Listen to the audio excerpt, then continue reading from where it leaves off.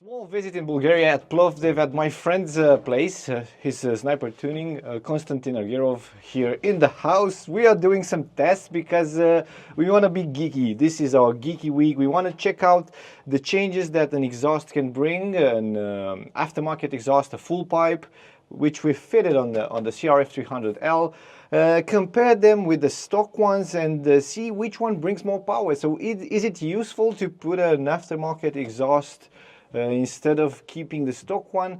Constantin, please do your thing. You have, like you said, you will do some runs. Tell me about the runs, how we do this job.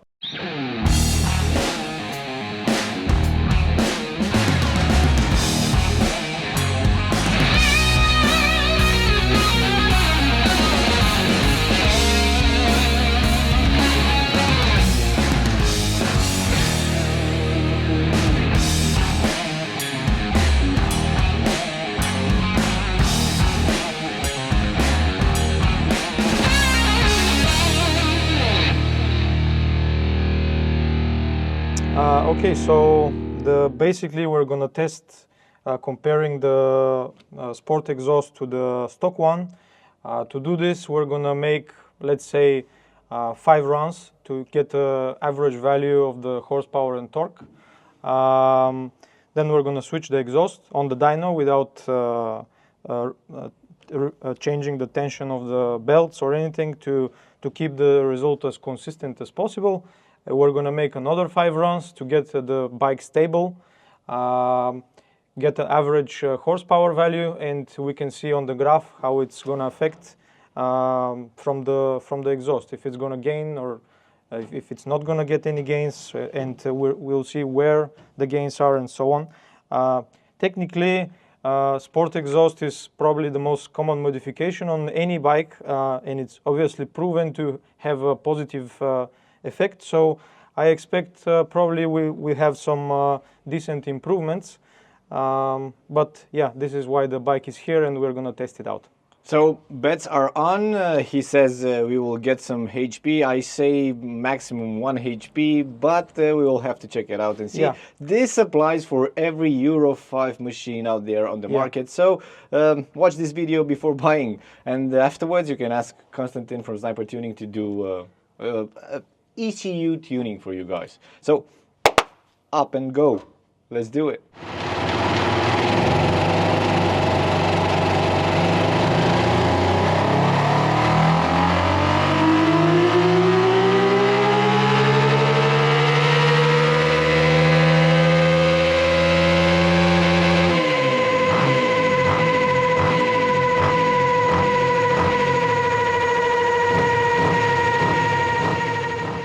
So it's getting hot in here. After 5 runs, we have some data, we have some graphics that you look at it and you understand something. I don't get it that much. There are numbers over there. Tell me, Constantin. Okay, so just to explain briefly, this is why I said we're going to do multiple runs in order to get a good result, because if you see, this is the very first run. I'm just going to show to make it easier for the people. Just the horsepower. Okay. So this graph here is the horsepower on the rear wheel. So you can see, if I compare the first one with the second one, you can see like the first one is the thin one here on the bottom, and look how basically everywhere it's like lower. So this is because the tire, the chain, the engine, everything is still a little bit cold. So when we do the second run, it always picks up a little horsepower. And then if we compare the second run to the third run, it's basically the same. So you have completely no difference. So this is the important thing when you want to compare close things like the exhaust, or even if you change the chain or whatever you want to check. It's important to make multiple runs. Like even if we check the second, third, and fourth runs are overlaid on top of each other, and you can see there is no difference anywhere. Compared to the first run, which is clearly lower than the rest. Man. So now we're gonna replace the exhaust.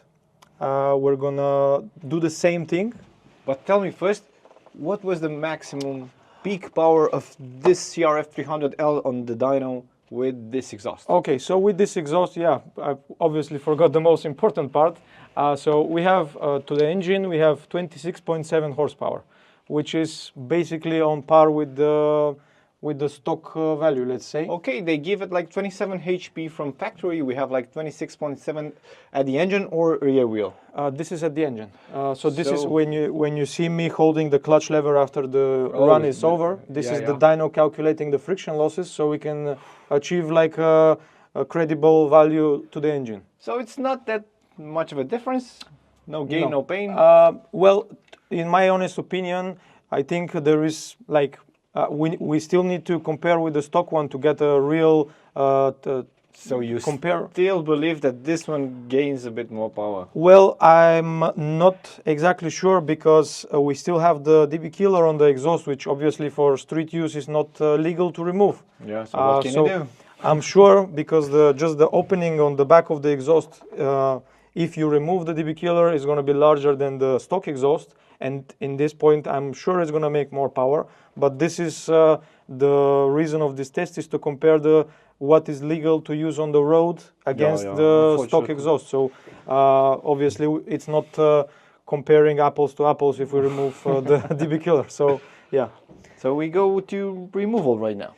Yes, we're going to remove the exhaust now. We're going to keep the bike, everything on the dyno. We're not going to move anything, change anything. We're just going to cool down the exhaust, obviously, first, because we don't want to burn our hands. Yes, and we're going to be back shortly to show you the second comparison, and we can go from there.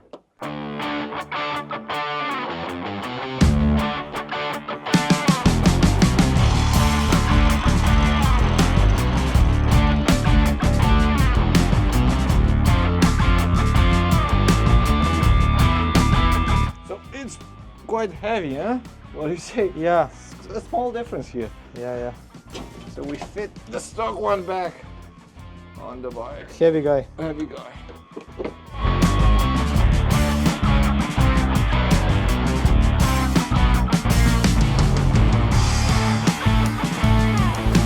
The stock exhaust is on. Constantin, do your magic 5 runs with the stock exhaust. Let's see which one is better. Yeah. Let's do the runs and let's go.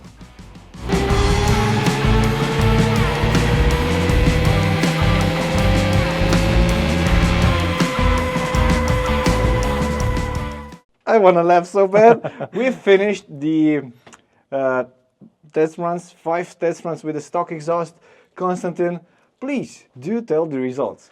Yeah, the results are actually pretty interesting. So in regards to peak power, we have exactly 0. I mean, okay, we have the best run. If we compare the best runs with the race open exhaust, we have 26.7. With the stock one, we have 26.6. So it's okay, we have gain of 0.1 horsepower. But the more important part is obviously the tests are done without any tuning of the ECU. So just like anybody would be doing it, just buy the exhaust and put it on your bike. These are the results what you're going to get. The interesting part is then even if the peak power is the same, if we look at the range from 5,000 RPM and lower, now the tick graphs on the tick graph on the red one is the horsepower, the engine power rather. The blue one is the torque. So you can see with the thick one, this is the stock exhaust, and the thin one on the bottom is the open exhaust. So below 5,000, here is 5,000 RPM. So below 5,000 RPM, actually the stock exhaust is behaving a lot better. So actually in let's say 3,500 RPM, we have more than 1 horsepower and 2.5 Newton meters of torque more. The open exhaust, however, is giving us more power from 5,100 RPM until 7,000 RPM. So the open exhaust is going to give us like 0.7 or 0.5 horsepower more from 5,200 to about 7,000 RPM. And then from 7,000 and something to the end, it's more or less the same. So what is the conclusion? For any normal guy who is riding this bike on the street or on the off-road trails like it's supposed to be ridden, pretty much installing the open exhaust is not going to give you any like big gains unless you tune the ECU. In fact, the stock exhaust is actually behaving better in the areas which this bike is going to be more important to, like below 5,000 RPM is probably going to be 80% of the time, this bike. So the stock exhaust is doing better in that area already. So we have the conclusions right now. It's super funny. I was laughing like a kid when Constantin told me that we have close to the same result. So he started like this. It's an interesting result.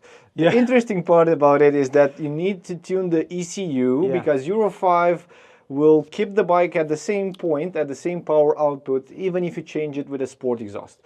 Constantin, what do you say? Can you work your magic on this bike? And let's do another run. We will put it on at the end of this video. We will show you how much the bike gained after Constantin did his magic with the sport exhaust. So basically now what we're gonna do is we're gonna reflash the stock ECU. We're gonna change a few parameters, mainly the injection quantity is going to be optimized. We're going to change the ignition angle. We're going to change also the working area of the lambda sensor. So the Euro 5, let's say the Euro 5 fueling control is still going to be there, but it's going to be working in a much less part of the working of the bike.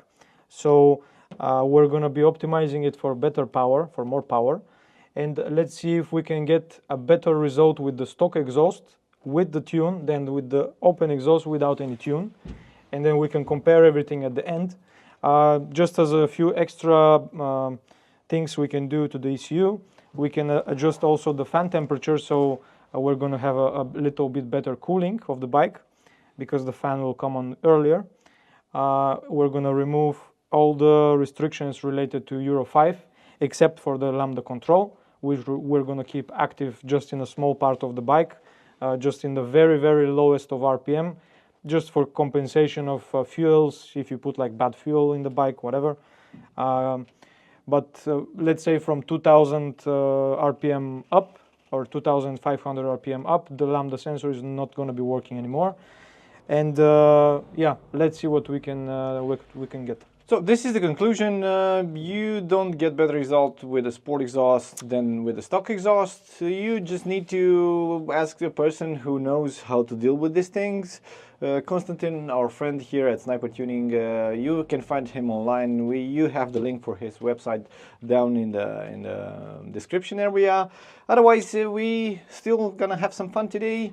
Let's work on the bikes and enjoy ourselves. And, thank you, Constantin.